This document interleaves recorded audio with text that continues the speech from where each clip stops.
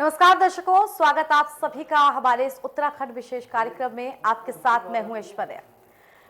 जब भी प्रदेश में सत्ता परिवर्तन होता है तो उसके साथ बहुत सारे बड़े और चीजों का भी परिवर्तन होता है, लेकिन जब सरकार सत्ता में रहे और सरकार का मुखिया बदल दिया जाए उसके बाद किस तरह के परिवर्तन हो सकते हैं, ये सरकार के अंदर खामे के अंदर किस तरह के भूचाल ला सकते हैं और फिर विपक्ष की तरफ से क्या क्या इल्जाम लग सकते हैं, इसी तरह की गहमा गहमी में उत्तराखंड जूझ रहा है। और यही हमारा आज का चर्चा का विषय भी है। दर्जा अधिकारियों का मोह छूटा लेकिन पद नहीं।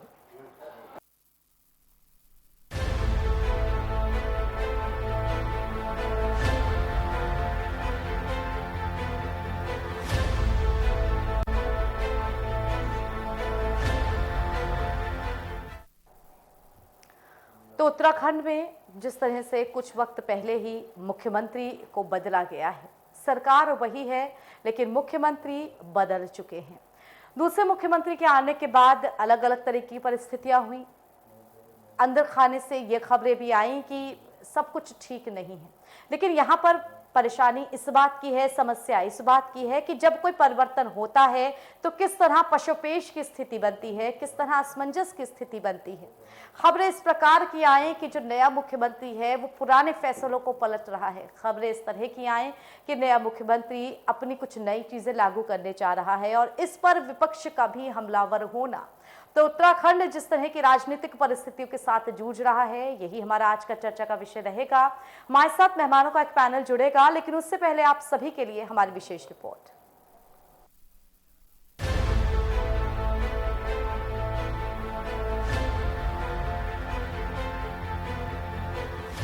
दायित्वधारियों द्वारा सुख सुविधा संबंधी आदेश जारी होने के बाद उत्तराखंड राजनीति गर्मा गई। विपक्षी पार्टियों ने भी उत्तराखंड बीजेपी को आड़े हाथ लेना शुरू कर दिया। मामले पर आदेश होते ही विपक्षी पार्टियों को बैठे बैठे एक मुद्दा और मिल गया। कांग्रेस प्रदेश प्रवक्ता ने उत्तराखंड बीजेपी पर जमकर निशाना साधा है। गरिमा दसौनी ने इस पूरे मामले को सरकारी पैसे का दुरुपयोग बताया है। करे क्या वो दायित्वधारी, जुम्मा एक दो महीना तो उनको हुआ था दायित्व मिले हुए, बिल्ली के भाग से छीका फूटा था, नेतृत्व परिवर्तन हुआ और तीरथ सिंह रावत जी ताबड़तोड़ निर्णय बदलने के फेर में दायित्वधारियों को भी हटा गए। लेकिन ये भी तीरथ रावत ने बोला है कि हम अब नए दायित्वधारी नहीं बनाएंगे। कहीं ना कहीं जो प्रदेश में एंटी इनकम्बेंसी इनके खिलाफ पनप रही थी उसको हटाने की कोशिश के रूप में ये देखा जा सकता है, या प्रदेश के ऊपर जो आर्थिक बोझ चल रहा था उसको कम करने की नजर में ये देखा जा सकता है। लेकिन मैं मुख्यमंत्री जी से कहना चाहती हूँ कि नए दायित्वधारी की बात बाद में करिएगा, पहले पुराने वालों से तो निजात पाइए, क्योंकि देखने में ये आ रहा है कि मुख्य सचिव के आदेश के बावजूद सरकारी संपत्ति का पूरी तरह से दोहन इनके द्वारा किया जा रहा है, संसाधनों का यूज किया जा रहा है और आपके आदेश का भी इनके ऊपर कोई असर नहीं पड़ रहा है। उसमें विभाग जो हैं उनको निर्देश जारी हुए हैं, तो कहीं पर कुछ कंफ्यूजन है कि किनसे दायित्व वापस लेना है, किनसे नहीं लेना है। तो उसके बारे में विभागों को पत्र भेज दिया गया है कि अगर कोई कंफ्यूजन है तो गोपन विभाग को वो वहां से परामर्श मांग सकते हैं। उत्तराखंड में अपने पैर पसारने के लिए जमीन तलाश रही आम आदमी पार्टी इस मामले पर राजनीति करने से नहीं चूक रही है। दर्जाधारियों को लेकर विपक्ष की दावेदारी करने वाली आम आदमी पार्टी सरकार को देखिए किस तरीके से चुनौती भरे सवालों के घेरे में रही है। आम आदमी पार्टी की प्रदेश प्रवक्ता ने भी निशाना साधते हुए कहा कि अनुशासन की बात करने वाली बीजेपी आज बताए कि आदेश होने के बाद भी सुख सुविधाओं को दर्जाधारी क्यों नहीं छोड़ रहे हैं। बड़ी विडंबना है उत्तराखंड प्रदेश की कि हमारे माननीय मुख्यमंत्री तीरथ सिंह रावत जी जो आदेश देते हैं उन आदेशों की अवहेलना खुद उन्हीं की पार्टी के दायित्वधारी कर रहे हैं। तीरथ सिंह रावत जी ने वाहवाही लूटी आदेश देकर कि मैं सभी दायित्वधारियों के दायित्व जो है वो मैं खत्म कर रहा हूँ, वापस ले रहा हूँ। किंतु आज भी वो दायित्वधारी जो बीजेपी के दायित्वधारी हैं वो गनर लेकर घूम रहे हैं, वो गाड़ियां लेकर घूम रहे हैं और वो तमाम वो ऐशो आराम आज तक भी उन्होंने वापस नहीं किए जो त्रिवेंद्र रावत की सरकार में उन्हें दायित्व के साथ मिले। सुख सुविधाओं को लेकर इस बवंडर में बीजेपी का मानना है कि जैसे ही पद छोड़ने के आदेश हुए सभी दर्जाधारियों ने अपनी सुख सुविधाओं को छोड़ दिया था। लेकिन बड़ा सवाल यहाँ यह खड़ा होता है कि अगर सुख सुविधा समय रहते छोड़ दी जाती तो मुख्य सचिव को आदेश क्यों करने पड़ते। के न्यूज इंडिया के लिए देहरादून से नवाब चौधरी की रिपोर्ट।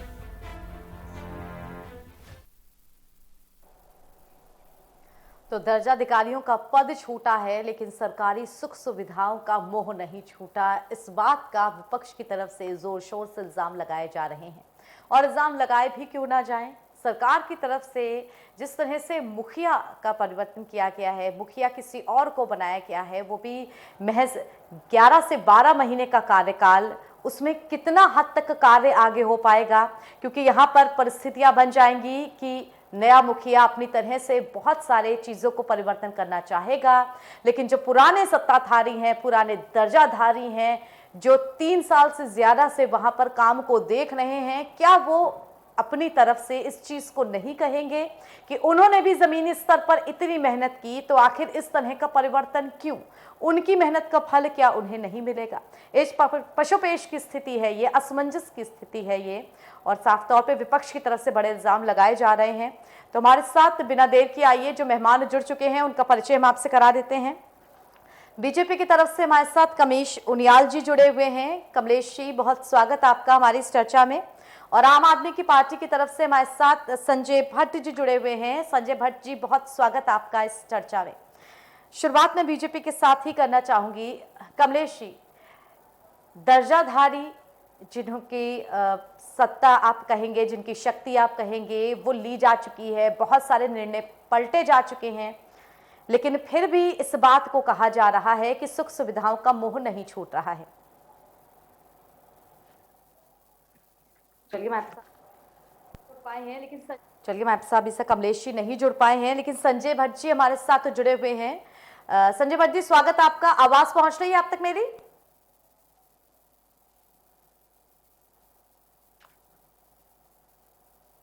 संजय भट्ट जी, आप तक मेरी आवाज पहुंच रही है?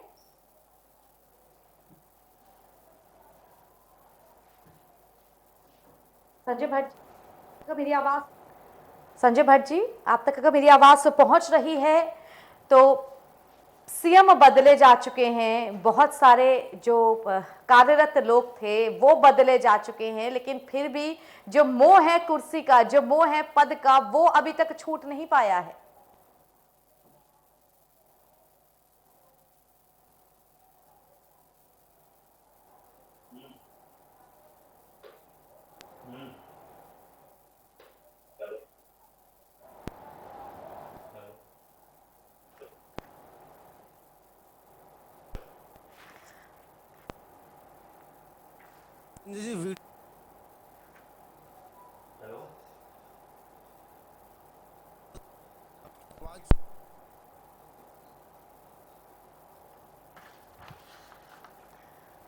तो पूर्व सीएम के जो फैसले हैं उसको बदला जा रहा है, और जो दर्जाधारी हैं वो अपने पद का जो मोह है वो नहीं छोड़ पा रहे हैं, तमाम सुख सुविधाओं को नहीं छोड़ पा रहे हैं।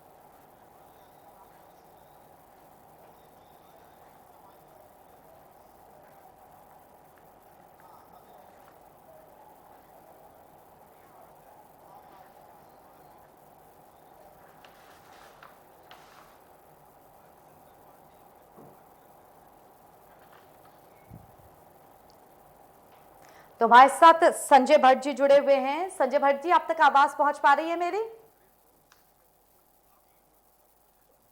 जी, आपकी आवाज आ रही है। संजय भट्ट जी, सुन पा रहे हैं आप मुझे? जी संजय भट्ट जी जो है उनका, जी संजय भट्ट जी, यहाँ दर्जाधिकारी जो है उनका पद छूट चुका है, लेकिन जो सरकारी सुख सुविधाओं का मोह है वो छूटते छूटते वक्त लगेगा शायद। बात है, उत्तराखंड एक छोटा सा प्रदेश है, और इस छोटे से प्रदेश में इतने सारे दर्जाधारी पहले तो बनाए जाते हैं भारतीय जनता पार्टी के द्वारा, और ये कहा जाता है कि ये दर्जाधारी जो है ये जनहित के काम करेंगे, जनता के बीच में जाएंगे, जनता के लिए काम करेंगे, और उत्तराखंड की जनता को ज्यादा से ज्यादा लाभ होगा क्योंकि ये जनता के बीच में रहेंगे। लेकिन दूसरी तरफ ये दर्जाधारी हटा दिए जाते हैं।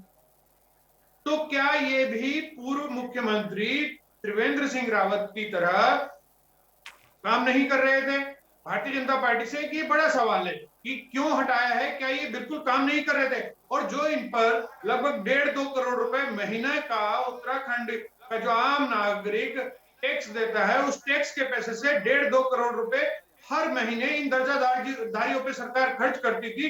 तो वो फिजूल खर्ची क्यों हो रही थी? जी। तो सीधी सी बात है कि उत्तराखंड को लगातार भारतीय जनता पार्टी ने सिर्फ और सिर्फ अपने लोगों की जेब भरने के लिए लूटा है, खसूटा है। ये बात स्पष्ट होती है इस बात से। जी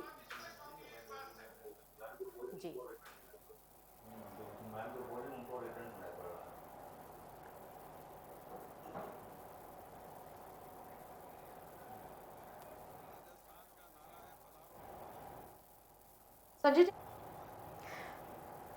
संजय जी, अगर आप तक मेरी आवाज पहुंच पा रही है तो यहाँ पर यह भी एक सवाल बनता है कि जिस तरह से मुख्यमंत्री बदले जा चुके हैं और मुख्यमंत्री लगातार जो पिछले मुख्यमंत्री थे उनके आदेशों को बदल रहे हैं, तो पार्टी के अंदर अपने आप ही एक गतिरोध की स्थिति बन गई है, दो टुकड़ों में बंटने की स्थिति बन गई है कि कुछ दर्जाधिकारी पुराने मुख्यमंत्री के साथ खड़े हैं और कुछ नए के साथ। क्योंकि जिस हिसाब से भारतीय जनता पार्टी ने जब 4 साल बाद उत्तराखंड को लूटने, खसूटने और निकम्मी नकारा सरकार देने के 4 साल बाद मुख्यमंत्री बदल दिए और मुख्यमंत्री बदलकर वो नए मुख्यमंत्री लाए। नए मुख्यमंत्री तो माशाअल्लाह उनसे भी 4 कदम आगे निकले और उनके बयान आप सुनते ही हैं रोज। पूरा उत्तराखंड उनके कारण बदनाम हो रहा है पूरे देश में कि उत्तराखंड में क्या इतने शिक्षित लोग हैं जिन्हें कुछ पता ही नहीं कि अमेरिका का शासन रहा, बनारस में कुंभ होता है कि नहीं, लड़कियों को जीन्स पहननी चाहिए कि नहीं, न जाने क्या क्या, न जाने कौन सी खान से निकल के ऐसे कोयले के हीरे आते हैं जो काले हीरे के हैं, जिनको कुछ मालूम ही नहीं है, कुछ भी बोल देते हैं। और दूसरी तरफ त्रिवेंद्र रावत जी जो पूर्व मुख्यमंत्री थी, वो बोलते हैं कि मुझे कौरवों की सेना में अभिमन्यु को घेर के मार दिया। तो साफ साफ है कि भारतीय जनता पार्टी में कहीं ना कहीं रसाकसी है, आपसी गुटबाजी है। गुटबाजी के चलते ही ये सब कुछ हो रहा है। जो 128 दायित्वधारी हटाए हैं तीरथ सिंह रावत जी ने, त्रिवेंद्र सिंह रावत जी के बनाए हुए, वो साफ दर्शाता है कि इनके अंदर गुटबाजी है और गुटबाजी के कारण उत्तराखंड को लगातार हानि हो रही है। एक तरफ तो आप दायित्वधारियों को इतना ज्यादा 1.5-2 करोड़ रुपए हर महीने उन पे खर्च करते थे, दूसरी तरफ उपनल कर्मी इतने दिन से कई महीनों से बैठे हैं, लगातार हड़ताल कर रहे हैं कि भैया 10, 12, 14 हजार में हमारा क्या होगा और हमारी तनख्वाह बढ़ाई जाए, हमें परमानेंट किया जाए, वो सब बात मांगे लेके बैठे हैं। उत्तराखंड के 8 जो नगर निगम हैं वहां 7,000-8,000 रुपए में सफाई कर्मचारी रखे हुए हैं। उन सफाई कर्मचारियों को आप ही सोचिए, क्या 7-8 हजार रुपए में आज के समय में, जब गैस महंगा है, पेट्रोल महंगा है, डीजल महंगा है, सरसों का तेल महंगा है, रिफाइंड ऑयल महंगा है, लगातार महंगाई बढ़ रही है, तो क्या 7,000 रुपए में क्या वो सफाई कर्मी जो नगर निगम में काम कर रहा है अपना घर चला सकता है? नहीं चला सकता। लेकिन भारतीय जनता पार्टी को इससे कोई मतलब नहीं है, उन्हें सिर्फ और सिर्फ कुर्सी से, सत्ता से और वहां से होने वाले अनर्गल लाभ यानी भ्रष्टाचार से मतलब। बिल्कुल यहाँ पर छोटे से ब्रेक के लिए दर्शकों रुक रहे हैं, ब्रेक के बाद हम वापस लौटेंगे। लेकिन बड़ा सवाल ये कि सरकार के मुखिया को बदल दिया गया, लेकिन उसके बाद अपनी सरकार में जो घमासान मचा उसको सरकार रोक नहीं पाई और अब वो पूरी तरह से खुल करके बाहर आ रहा है। तो फिलहाल छोटा सा ब्रेक, जल्द लौटेंगे।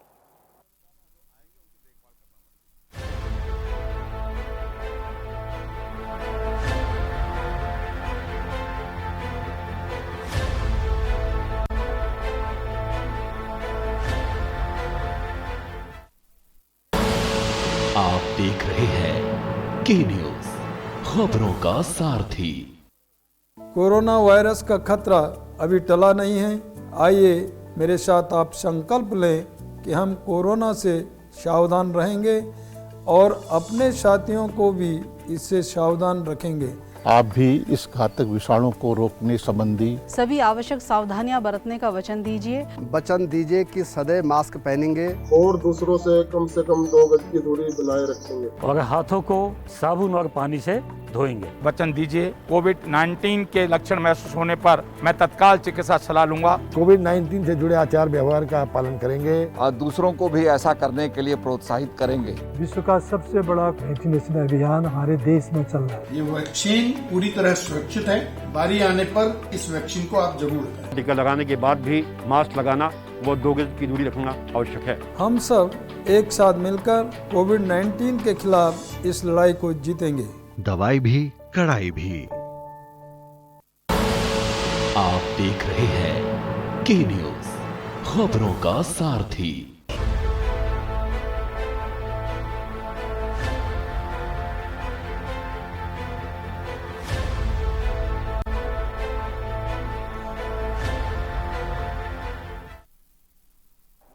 तो ब्रेक के बाद स्वागत आप सभी का। चर्चा कर रहे हैं हम इस उत्तराखंड विशेष में कि किस तरह दर्जाधिकारियों का पद तो छूट गया है, लेकिन सरकारी सुख सुविधाओं का जो मोह है वो छूट नहीं पा रहा है। शायद यही वजह है कि मुख्य सचिव के आदेश के बाद भी वो तमाम सुख सुविधाएं, वो ऐशो आराम उनको छोड़ा नहीं जा रहा है और लगातार जो पुराने मुख्यमंत्री थे उनके जो फैसले हैं उनको बदला जा रहा है। 128 जो दायित्वधारी हैं उनके पद को उनसे ले लिया गया है, लेकिन यहाँ पर स्थिति बेहद असमंजस भरी बढ़ गई है। बार बार हम इस चीज़ को कह रहे हैं कि जिस तरह से 3.5 साल की लगभग सरकार के बाद मुख्यमंत्री को बदला गया और एक और मुख्यमंत्री लाए गए, उसके बाद बीजेपी के अंदर जिस तरह से फैसले बदलने की एक दरकार से शुरू हो जाती है, एक लाइन से शुरू हो जाती है, उसे लेकर के अब विपक्ष आवाज़ उठाने लगा है कि आखिर इतने बदलाव क्यों, और अगर इतने बदलाव होते हैं तो आपके जो खुद के लोग हैं, आपके जो इसी सरकार के पुराने दायित्वधारी हैं, वो क्यों इस तरह की आवाज़ उठा रहे हैं। तो लगातार हमारे साथ जो मेहमान जुड़े हुए हैं, एक बार फिर से उनसे बातचीत कर देते हैं।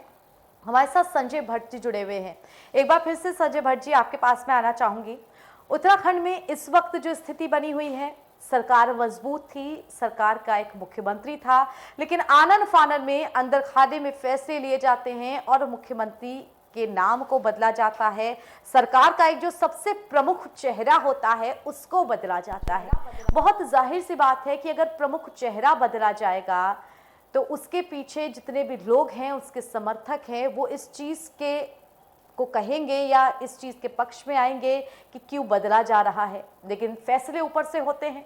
लेकिन यहाँ पर समस्या तब खड़ी होती है जब दूसरे मुख्यमंत्री पुराने वाले मुख्यमंत्री के, यानी कि नए मुख्यमंत्री जो हैं पुराने मुख्यमंत्री के फैसलों को बदल देते हैं। किस तरह से इन परिस्थितियों को देख रहे हैं आप? जी, जहाँ तक भारतीय जनता पार्टी का मुख्यमंत्री बदलने की बात है तो वो स्पष्ट करता है कि इन्होंने पूरे 4 साल उत्तराखंड में कोई काम नहीं किया, क्योंकि अगर काम किया होता और कुछ काम किया होता तो मुख्यमंत्री बदलने की क्या जरूरत थी। इसका मतलब कुछ काम नहीं किया। अब माननीय मुख्यमंत्री तीरथ सिंह रावत जी पिछली सरकार के लगातार फैसले बदल रहे हैं। इससे एक बात और साबित होती है कि ये मुख्यमंत्री मानते हैं कि भारतीय जनता पार्टी की जो अब तक उत्तराखंड में सरकार रही उनके फैसले गलत थे। तो क्या भारतीय जनता पार्टी ये बताएगी कि जो उत्तराखंड की जनता ने इतना प्रचंड बहुमत 57 सीटों के साथ, 70 में से 57 सीटें जो आपको दी, भारतीय जनता पार्टी को दी, यहां इसलिए दी थी क्योंकि इन्होंने कहा था कि हम उत्तराखंड को संवारेंगे। लेकिन ये तो सिर्फ रसाकसी में लगे रहे, लूट खसोट में लगे रहे। हाईकोर्ट तक को यह कहना पड़ा कि मुख्यमंत्री त्रिवेंद्र सिंह रावत जी के खिलाफ मुकदमा दर्ज हो, सीबीआई जांच हो। ये साफ करता है, इंगित करता है कि कहीं ना कहीं भ्रष्टाचार हावी था, उत्तराखंड में लूट खसोट जारी थी, उत्तराखंड के जनमानस को जो विकास मिलना चाहिए था, जो स्वास्थ्य, जो शिक्षा, वो सब नहीं मिला। जी